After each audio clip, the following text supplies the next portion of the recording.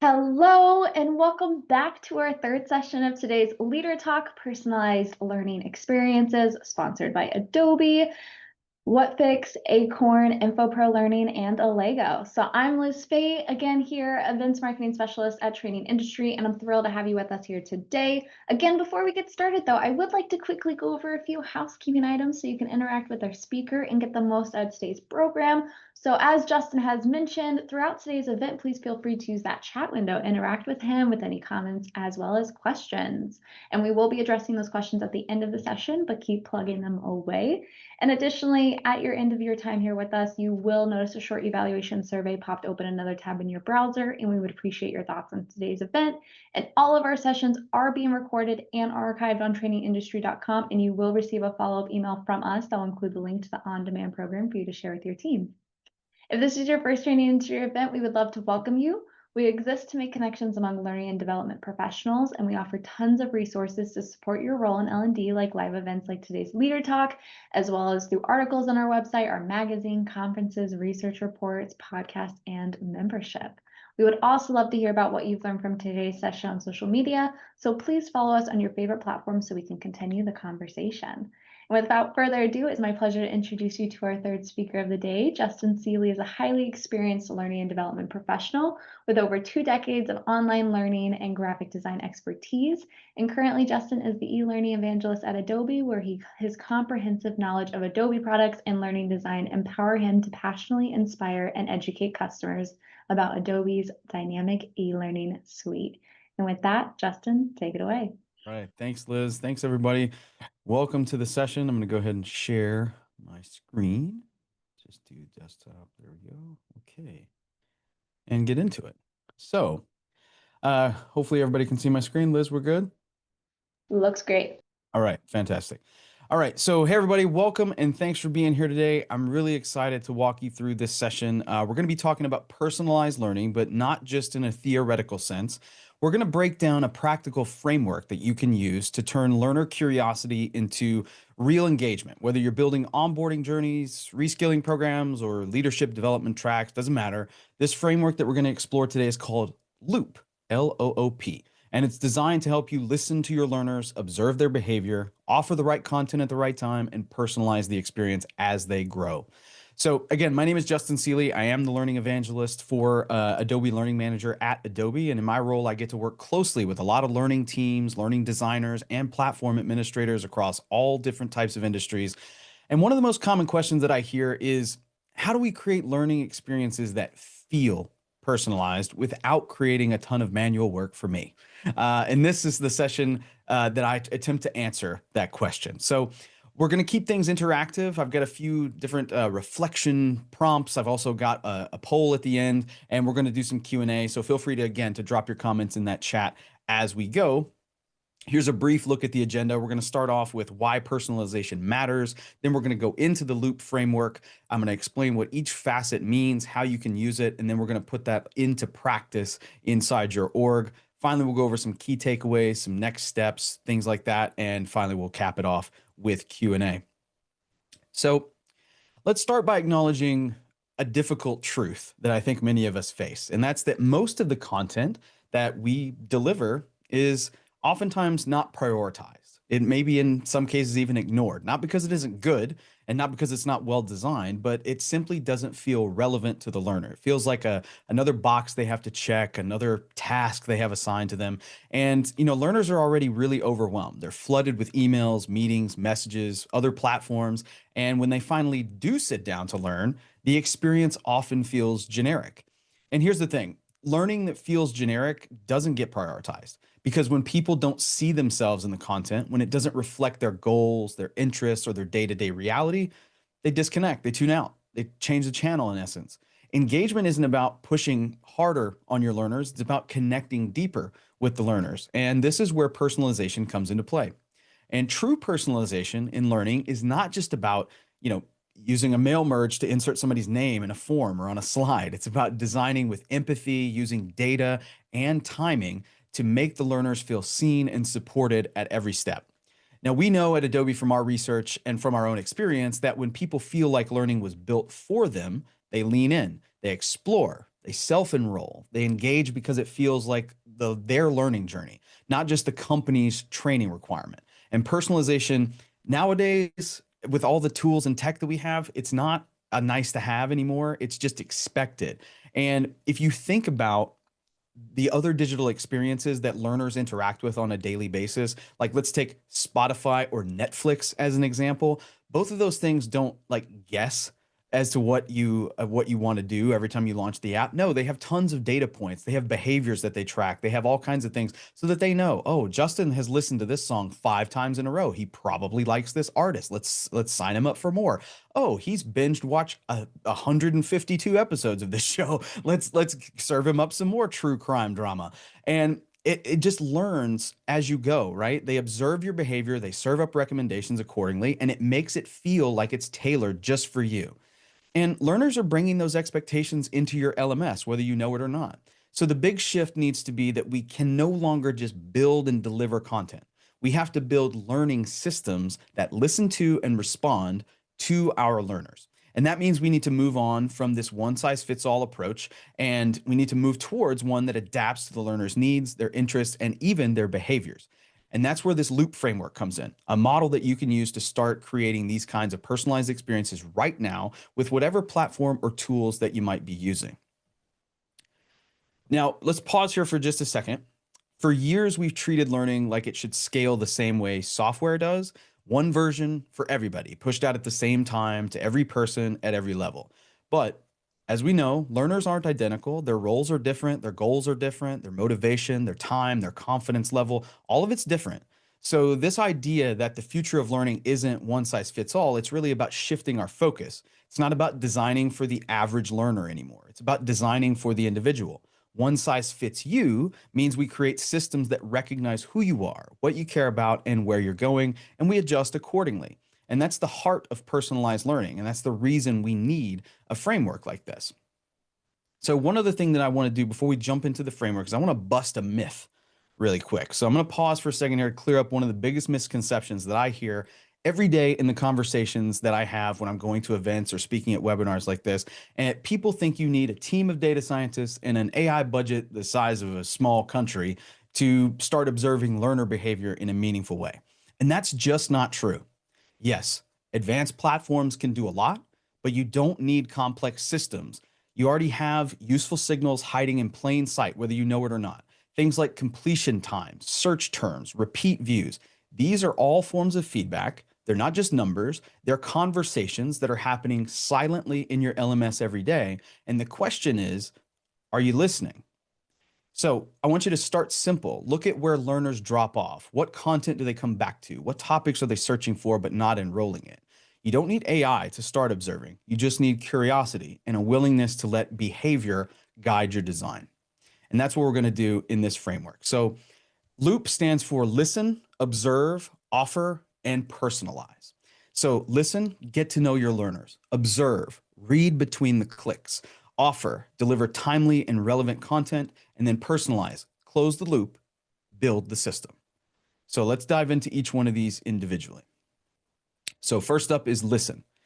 And I want to be clear here. This isn't about listening to your stakeholders. I know that a lot of us get bogged down by stakeholder requirements, and sometimes that can be big and scary, but this is about listening to the learners themselves. And that's not always easy because learners don't always say what they need. They show it, but before we get to the behavior, we start with the intent, the stated goals, interests, and motivations that learners bring with them to your platform. Too often in L&D, we make assumptions about what people need based on job title, compliance requirements, etc. But that's not personalization. That's categorization. True listening is about treating the learner like a whole person, someone with a unique role, yes, but also with personal goals, gaps in knowledge, and trajectory they care about. And those things can change over time. So, what does it look like to really listen?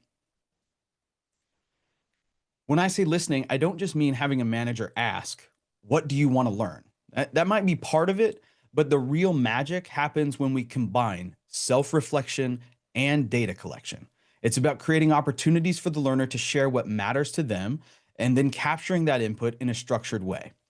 Think of this as a feedback loop starter.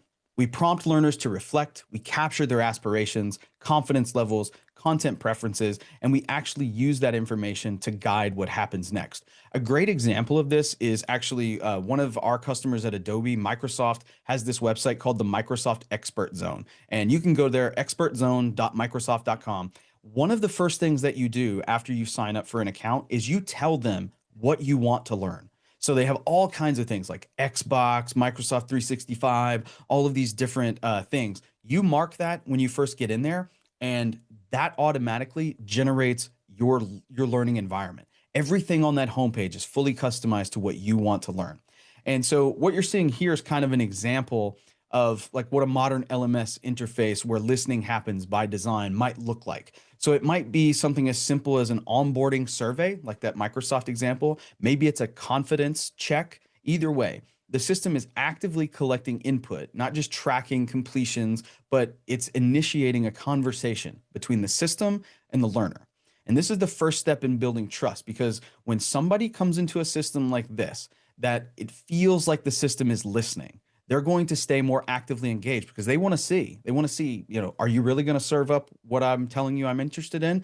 That was the first thing that I thought when I signed up for the Microsoft example. I was like, okay, I'm into Xbox. I use Office all the time. All right. And when I got in there, I was actually kind of blown away by how tailored all of the recommendations were that came up on my screen. It's actually more relevant than, many of the streaming platforms and stuff like I was talking about earlier. So I think that is something that we really have to take into account. We have to initiate that conversation, and we have to start collecting those signals from our learners. And as we start to receive their signals, we go to the second step in the loop. And this is the observe step. This is where we shift from what learners say to what they're actually doing.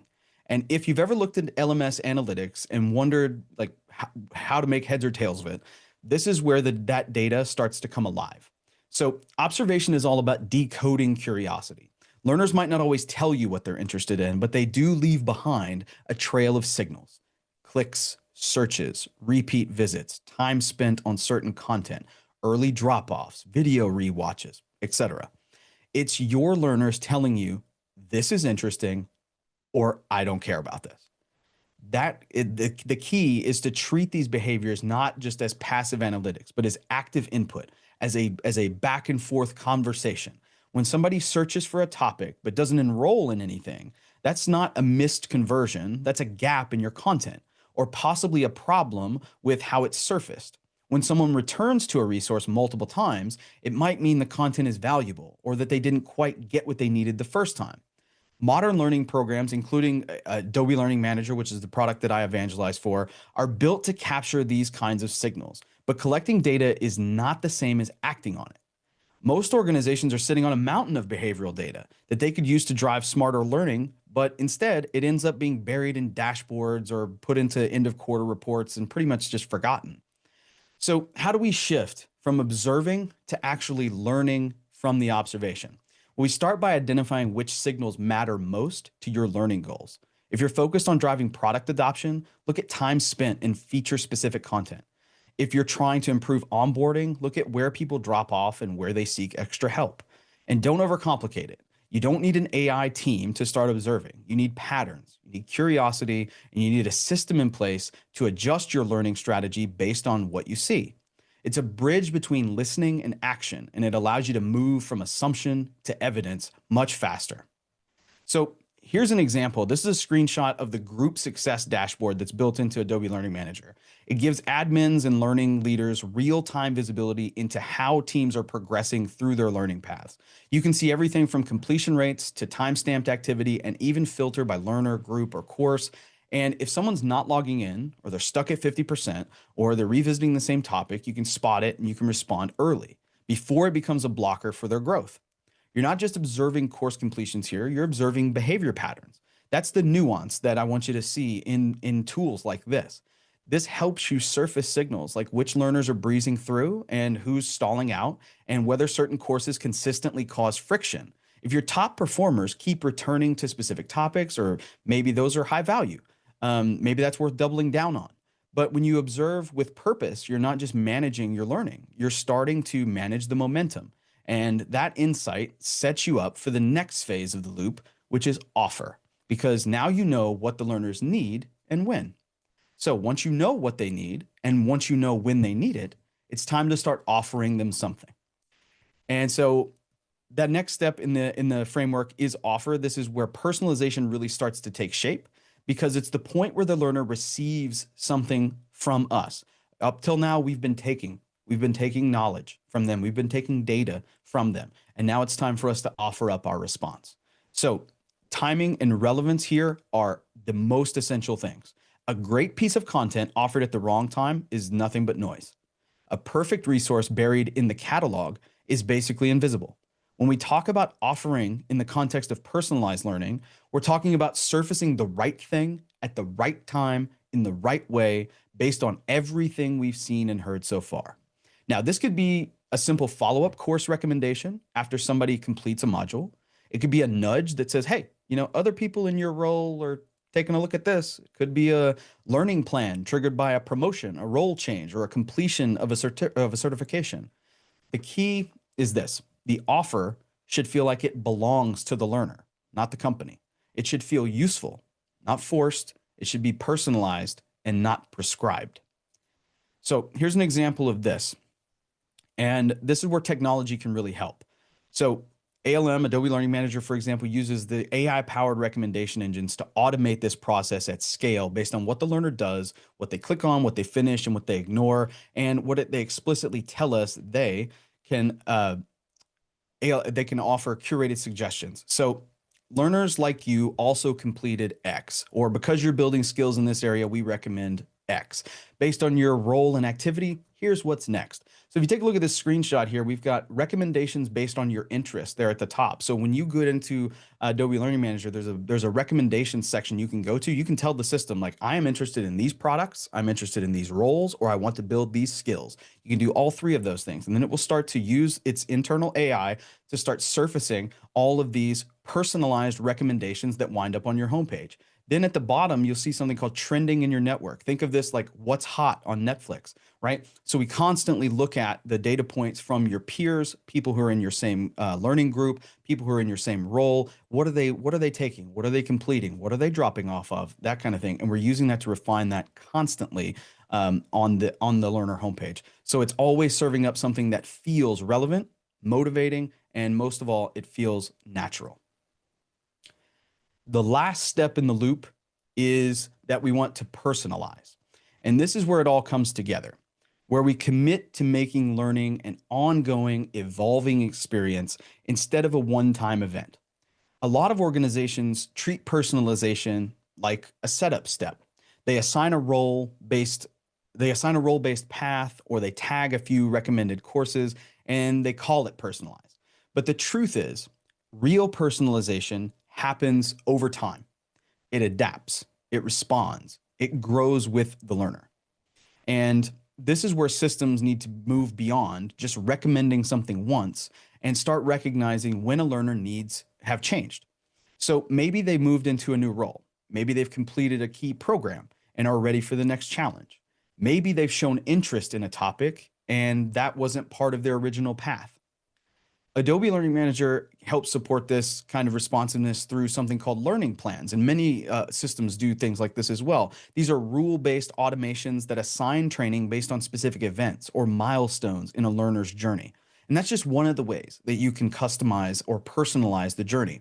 So for instance, if somebody's hired into a certain department, they could automatically be enrolled in a new onboarding plan for that particular department. If they complete a certification, you could queue up the next level course that goes to, level 2. Many times you have a lot of roles that are segmented by numerical separators, like, IT specialist 1, IT specialist 2. So once they've completed 1, go ahead and start proactively serving up number 2. If their job role changes, their training can change with it, and it absolutely should. Because if you move from being like a help desk representative to someone who's like deeper in the IT and tech space, you shouldn't be seeing how to talk to customers or something like that, right? You should be seeing things that are relevant to your role at all times. The real benefit here isn't just the automation of it all, even though that's helpful, especially for LMS admins. It's that learning experience. It starts to feel like it's it's coming alive, like it's something that is able to adapt and move in real time. The system notices what's happening and responds accordingly. It keeps learners on a path that actually reflects where they are and where they're going, not just where they started. And I think that's something that we've had problems with for a very long time in learning, is that we start off with something. We're very good at creating what I like to call the on-ramp, and we're kind of bad at creating the highways, the thing that gets them from point A to point B. We're very good at getting them up and getting them up to speed, but we can't quite get them all the way to where they want to go. Oftentimes, in our learner surveys that we put out there, one of the biggest gripes that people have is that the learning just doesn't feel relevant. It doesn't feel like it's helping me achieve the goals that I've communicated to my manager. Well, if we don't integrate those types of questions and feedback loops into our systems, the systems have no way to adjust to that stuff on the fly. And beyond automation, personalization also means choice.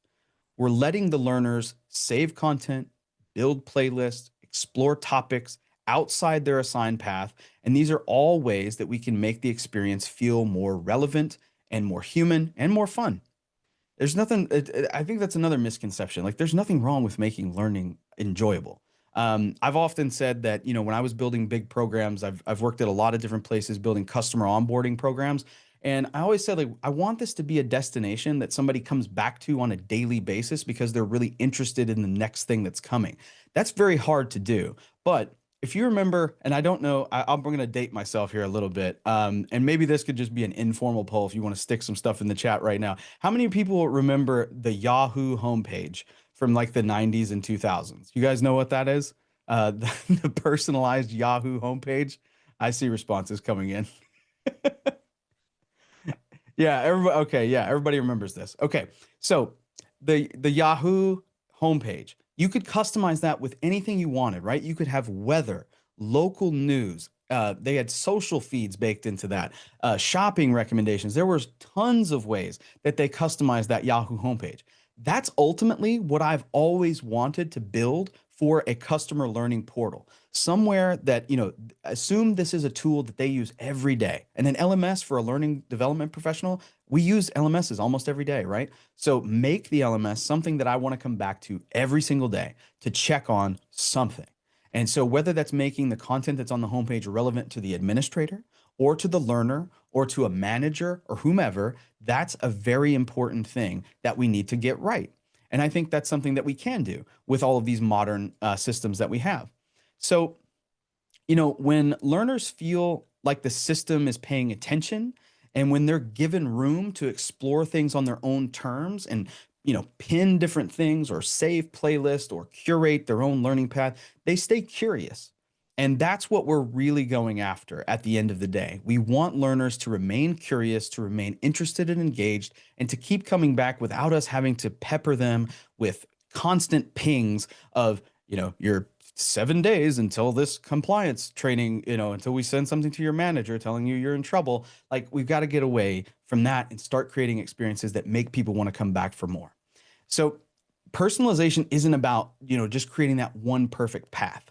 It's about building a system that is able to listen and learn and play new games on the fly, just like a good coach or a mentor would be able to do.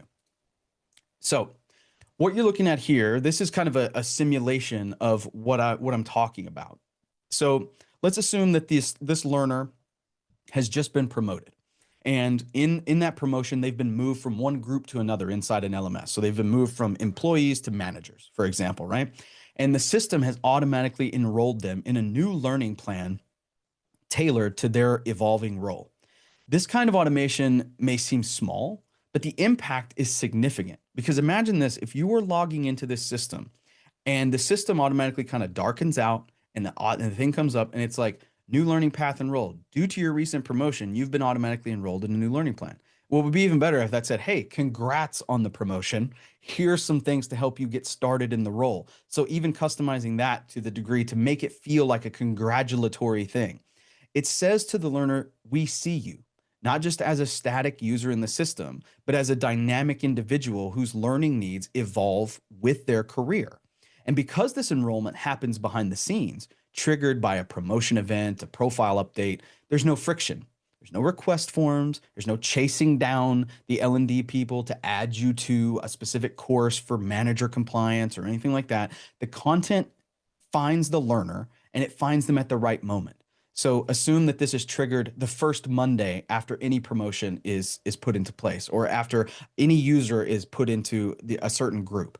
These are all things that are possible with modern learning technologies, and we should be taking advantage of them because that's the true power of personalization. It scales support without sacrificing relevance. Learners stay engaged because the experience feels responsive, not rigid, and admins gain time and insight because the system is working with them and not waiting for them. So, as we cruise to the last part of this, I want to pose a challenge to you.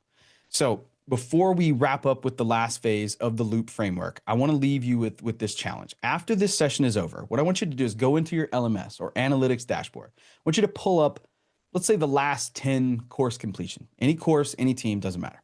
And then ask yourself, what happened next? Did the system do anything in response? Did they get a recommendation, a nudge, a follow-up path, or did the learning experience just end? That moment, right after a completion, is where personalization lives and dies. If your system isn't doing something after someone finishes a course, you're not closing the loop. You're just delivering content on your own timeline. Personalization is about a relationship, not a checklist, and relationships are built on what happens next. This quote right here pretty much sums up everything we've been working towards in the loop framework. Learning should not feel static. It shouldn't feel like something that was built once and never looked at again. If your role evolves, your learning should too. If you develop new interests, the system should notice. If you complete something, it should know what comes next. It should congratulate you for completing what you just completed and then prompt you to go to the next step. That's what the quote unquote personalized phase is all about. It's where the system and the learner are in an ongoing relationship, where learning adapts based on what's happening now, not just what's happening 3 months ago. So when learning feels like it's changing with you, it doesn't just become more effective. It becomes, in essence, it feels a bit more human. It feels like you've got a coach behind you, tapping you on the shoulder, like, hey, Justin, other people that are doing this, they've also completed this. Like, you might want to check that out. It just feels like it gives them that extra nudge of motivation. So how do we build the loop in your org? Well, now that we've broken down all the parts of the loop, listen, observe, offer, and personalize, you might be thinking, all right, it makes sense. I get it, dude. But like, where do I actually start doing this? The good news is you don't have to overhaul your entire learning ecosystem to make this work. You can start small with one team, one audience, one journey, doesn't matter. The best place to begin is with a learning initiative that already has visibility or has some urgency attached to it. Think about onboarding, manager development, compliance, or product training. These are often the areas where learners are already giving you strong signals, either through feedback, behavior, or by noticeable performance gaps. So you start by building a way to listen. That might be one of those short intake surveys, could be a self-assessment, or it could just be an open-ended question that asks what the learner hopes to get out of this experience. Then when you get that information back, especially those open-ended responses, that's when you can take that aggregate data, put it into something like an AI-based tool, and then tell it to tell you what it's saying. That's where you want to use these tools, is to get more insight into the information that you're getting back, because it can give you insight a lot faster than you going through each individual response and then tabulating the correlations between all of them. Once you've done that, observe. Make sure you're looking beyond completions and test scores. It's not that those things aren't valuable and that they don't tell you anything, but I want you to start tracking what people are spending time on, what they're searching for, and ultimately where they're dropping off. Because I think drop-offs actually tell you a lot more than completions, because anybody can sit there and click through a compliance training and get to the end. We've all done it. We've all sat there, we put the volume on low, and we just click the button as soon as we see we're able to click the button. And at the end of the day, it's done, and we get a gold star for completing our homework. But what about the courses that people self-enroll in because they're interested in something, but then they don't get to the end? What does that tell you about that content? They were interested enough to look at it. They were interested enough to enroll in it, but they weren't interested enough to complete it. Where'd they drop off? Did they drop off in the middle of a quiz? Did they drop off after a really long text block? What is it? What is creating that friction? And then what I would do is if you have a course or a module that has a consistent drop off point, you should reach out proactively to the learners, give them a survey. Why did you drop out of this? What is causing you friction here? And then use that data to readjust that particular module or that particular learning path, whatever it is, to remove that friction. Because ultimately, that's how you get people to go through all the way to the end, is you remove the friction points. Finally, you offer up something that builds on those insights. That could be a follow-up course, a resource bundle, a curated learning path that feels specific to whatever it is they're getting into. And then once you give them the offers, you have to continuously personalize. The personalized step is not actually a step, it's a loop back to the beginning. It's not just about automating what comes next, but it's about giving a learner a way to influence their own experience. Let them explore, let them save content, let them shape what happens after they engage, but then repeat your process over and over as you go through each individual team, path, whatever it is that you're auditing using the system. Continue to do it. It should be a continuous loop. Over time, you'll find that the loop doesn't just improve learner outcomes, it also makes your content strategy smarter. You'll see patterns, you'll spot gaps, and you'll be able to design with intention, not just instinct. And the beauty of the loop is that it scales with you. Whether you're a team of one or a global L&D operation, these principles apply across the board. It's not about having the most advanced tech anymore. It's about building better habits around listening, watching, responding, and evolving. So let's move over here and we're going to do our one and only official poll. So, which loop stage do you feel needs the most improvement in your organization? So, we're going to give you a few seconds to respond here, but just let me know. Are you struggling with listening to learners? Are you having trouble tracking behavior, offering up that relevant, timely content, or are you having trouble closing the loop? What are the main things that you are struggling with? I'll give everybody about 10 more seconds. Sounds good. And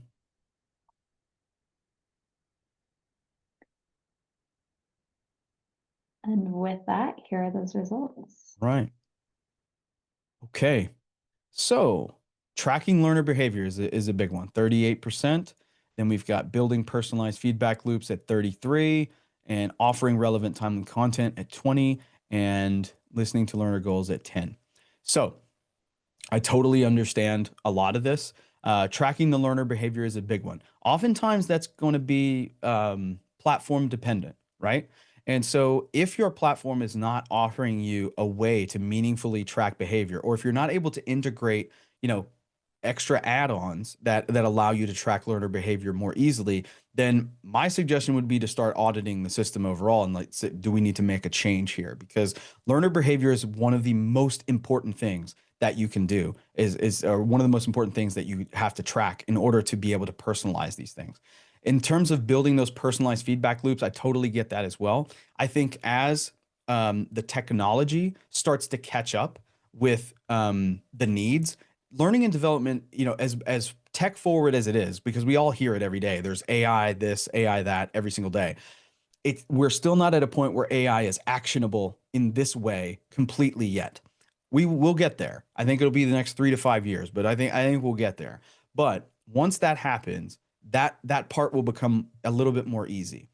Right now, what you'll have to do is you'll have to take a lot of this data and then put it into an AI to download it, understand it, parse it, and then you can use that to adjust your recommendations on the fly. But many of the systems that are out there can do things like those automated learning plans and recommendations and things like that. So if you have a system that's able to do that, turn them on, try them out, all that kind of stuff, as much as you can.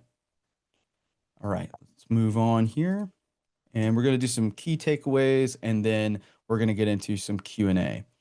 So We've covered quite a bit today. We've covered quite a bit of ground in the last 40-ish minutes. I want to leave you with a few key takeaways here, something to hold on to as you head back into your everyday work. First, learner curiosity is everywhere. You don't have to manufacture engagement. You just have to pay attention to the signals.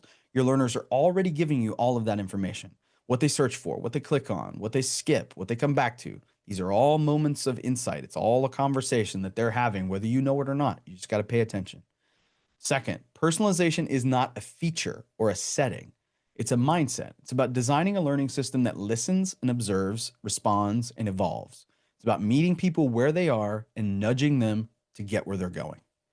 Third, the loop framework gives you a clear, actionable path where you don't have to be perfect at every stage. Just start. Just start somewhere. Start by listening better. Start by looking at your data you already have. Start by making one thoughtful offer that feels like it was meant for the learner. And then just build it from there. You know, Rome wasn't built in the day, as the cliche goes. Neither is a fully personalized learning plan. And finally, the technology is here to support you.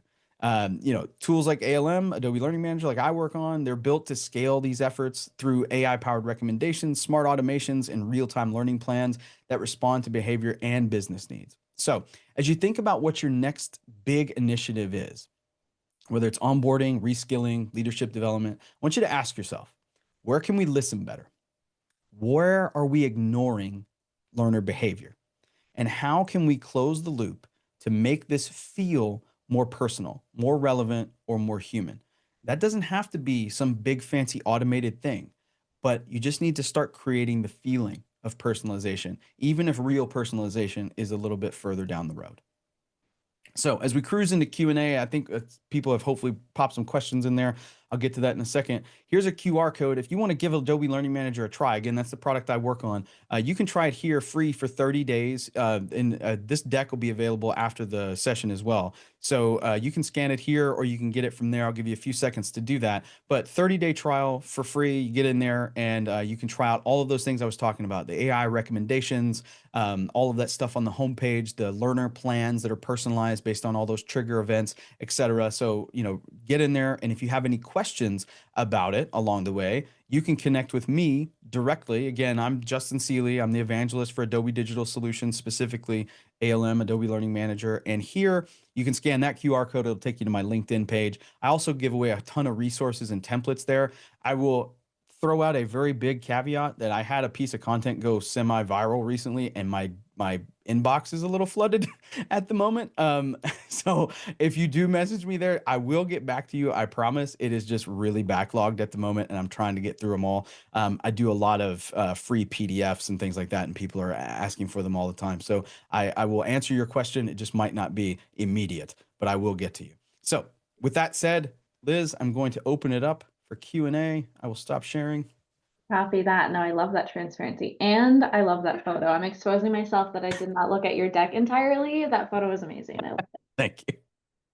So taking it way back to kind of the beginning, Gilbert was wanting more context about the Microsoft example, and specifically, what was that Microsoft example that you gave? Sure. So it's the Microsoft Expert Zone.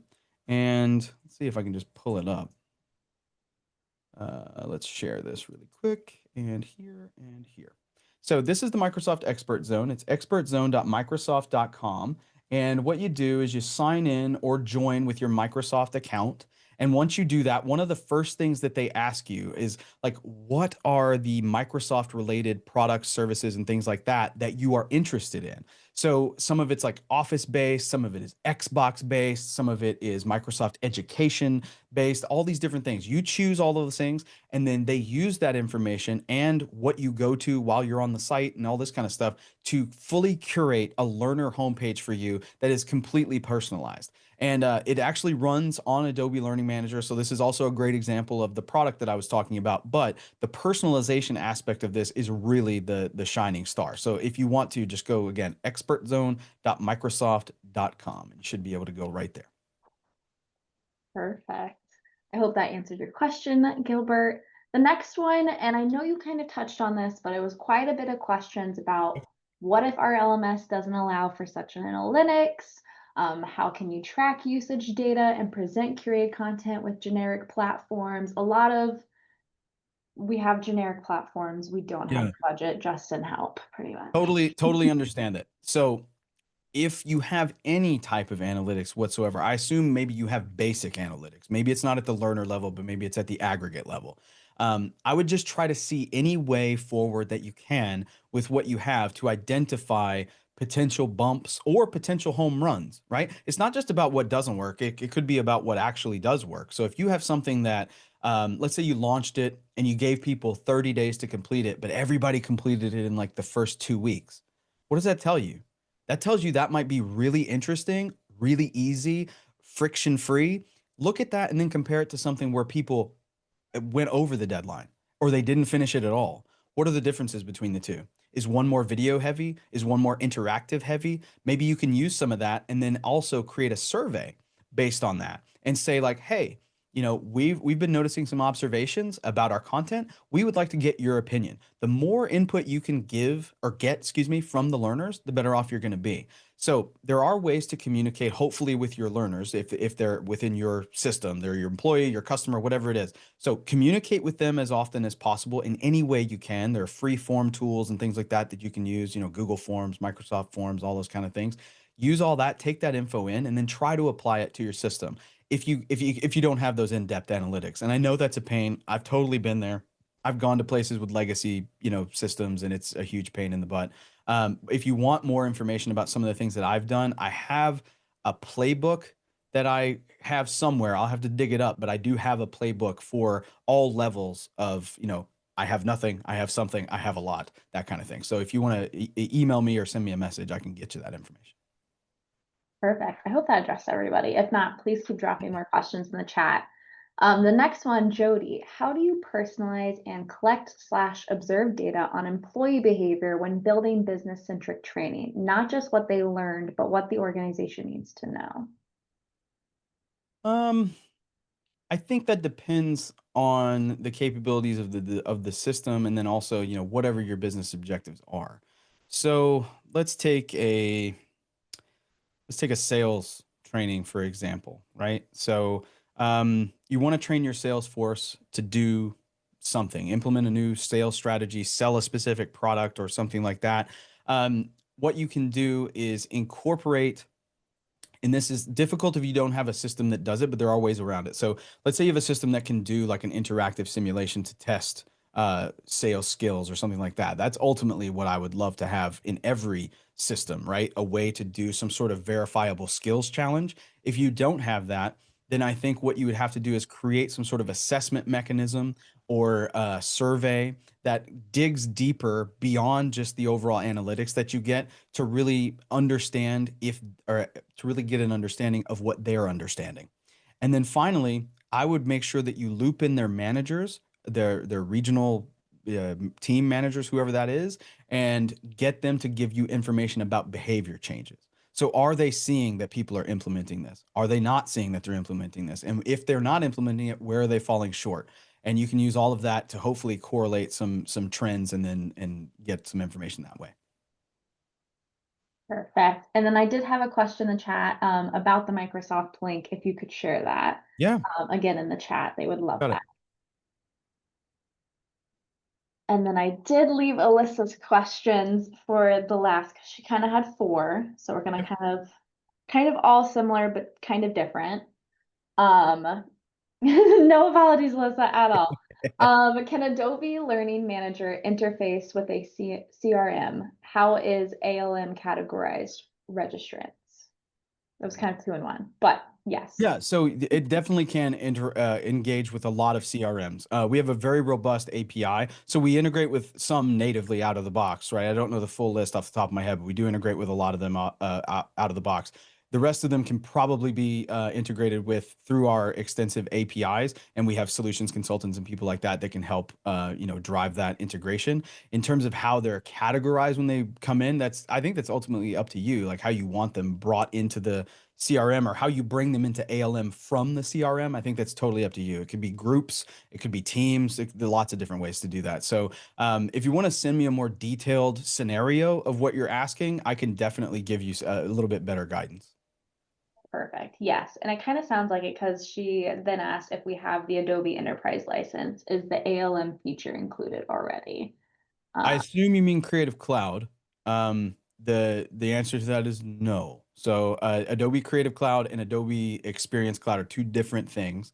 So I sit on a side of the business that's called DX, Digital Experience, and then the other product is CC, Creative Cloud.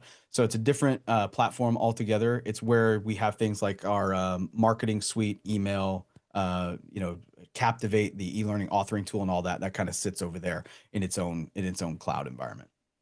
Perfect. And she did have a couple more questions, but I know we are out of time, but kind of on the same reel. So Alyssa, I'm assuming you'll reach out to Justin Yes, afterwards. please do. Please do.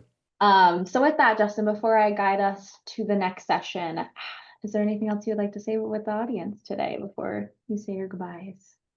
Just thank you all so much. I really appreciate it. Again, if you have any questions, please feel free to get in touch with me. There's my LinkedIn in the chat one more time. I'll also send you the link if you want to try ALM or if you have any specific questions about that. I'm more than happy to answer it as well.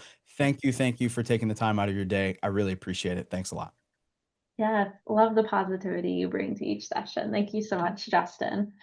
So for everyone else, though, we will be taking that 14 minute break as mentioned. As always, up next, we do have Adam and Nolan from InfoPro Learning for their session, Intelligent Personalization at Scale. So again, in just a moment, I am going to end this session and you can return to the event lobby and go into session tab. I hope you all stick around for our next session, which begins at the top of the hour.